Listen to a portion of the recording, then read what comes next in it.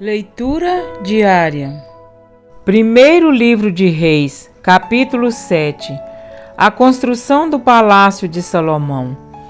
Salomão levou 13 anos para terminar a construção do seu palácio.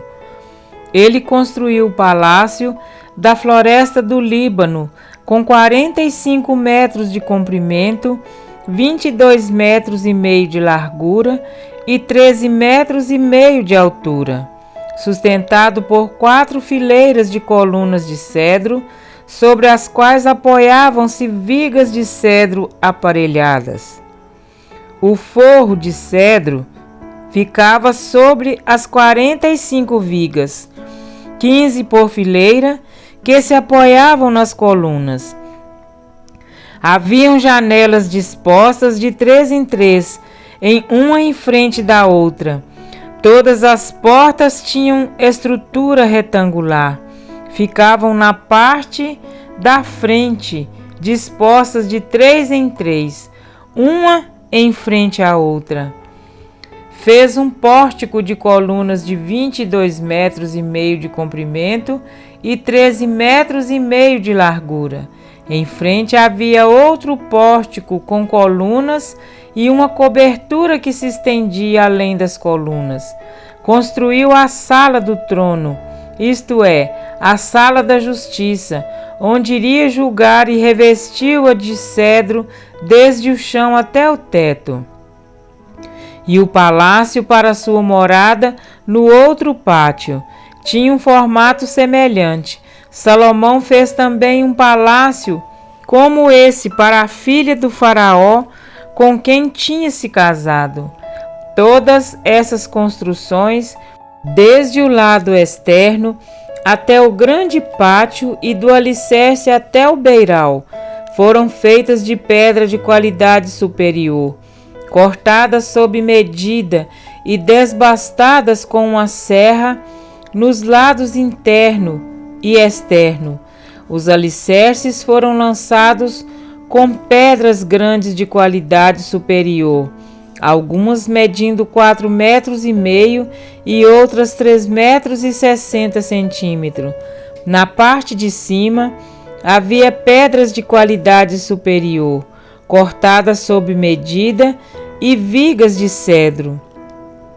O grande pátio era cercado por um muro de 3 camadas de pedras lavradas e uma camada de vigas de cedro aparelhadas, da mesma maneira que o pátio interior do templo do Senhor, com seu pórtico.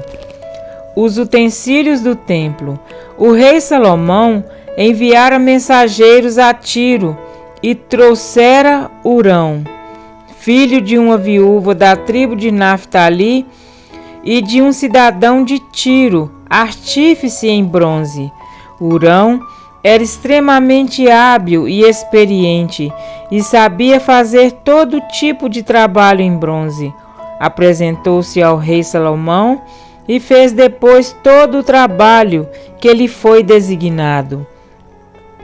Ele fundiu 2 colunas de bronze, cada uma com 8 metros e 10 centímetros de altura e 5 metros e 40 centímetros de circunferência, medidas pelo fio apropriado. Também fez 2 capitéis de bronze fundido para colocar no alto das colunas. Cada capitel tinha 2 metros e 25 centímetros de altura. Conjuntos de correntes entrelaçadas ornamentavam os capitéis no alto das colunas, 7 em cada capitel. Fez também romãs em 2 fileiras, que circundavam cada conjunto de correntes para cobrir os capitéis no alto das colunas. Fez o mesmo com cada capitel. Os capitéis no alto das colunas do pórtico tinham o formato de lírios, com 1,80 m de altura.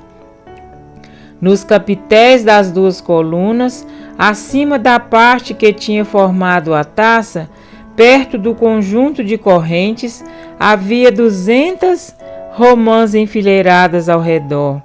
Ele levantou as colunas na frente do pórtico do templo, deu o nome de Jaquim, a coluna ao sul, e de Boaz, a coluna ao norte.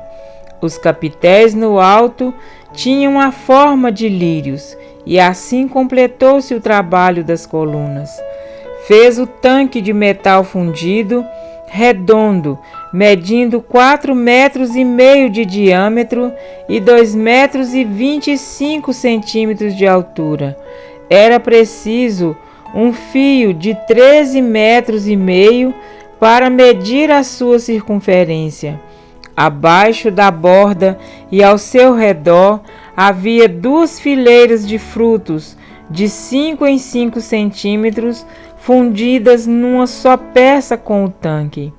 O tanque ficava sobre 12 touros, 3 voltados para o norte, 3 para o oeste, 3 para o sul e 3 para o leste. Ficavam em cima deles, e as pernas traseiras dos touros eram voltadas para o centro. A espessura do tanque era de 4 dedos, e sua borda era como a borda de um cálice, com uma flor de lírio. Sua capacidade era de 40.000 litros. Também fez 10 carrinhos de bronze. Cada um tinha 1,80 metros de comprimento e de largura, e 1,35 metros de altura. Os carrinhos eram feitos assim: tinham placas laterais presas a armações. Nas placas entre as armações havia figuras de leões, bois e querubins. Sobre as armações, acima e abaixo dos leões e bois, havia grinaldas de metal batido. Em cada carrinho havia 4 rodas de bronze com eixos de bronze, cada um com uma bacia apoiada em 4 pés e fundida ao lado de cada grinalda. No lado de dentro do carrinho havia uma abertura circular com 45 centímetros de profundidade.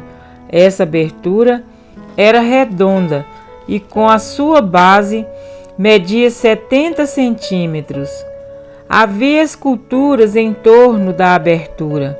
As placas dos carrinhos eram quadradas e não redondas.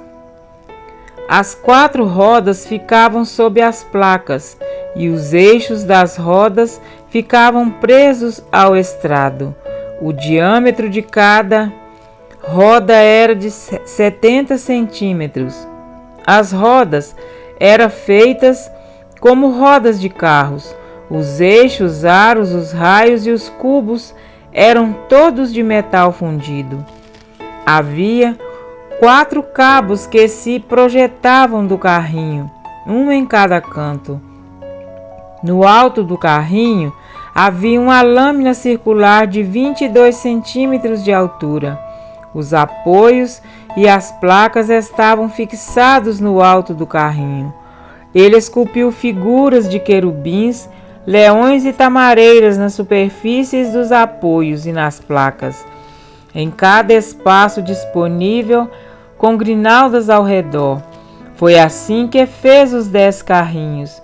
Foram todos fundidos nos mesmos moldes e eram idênticos no tamanho e na forma. Depois, ele fez 10 pias de bronze, cada uma com capacidade de 800 litros, medindo 1,80 metros de diâmetro, uma pia para cada um dos 10 carrinhos. Ele pôs 5 carrinhos ao lado do sul do templo e 5 no lado norte. Pôs o tanque no lado sul, no canto sudeste do templo. Também fez os jarros, as pás e as bacias para aspersão. Assim, Hurão completou todo o trabalho de que fora encarregado pelo rei Salomão no templo do Senhor.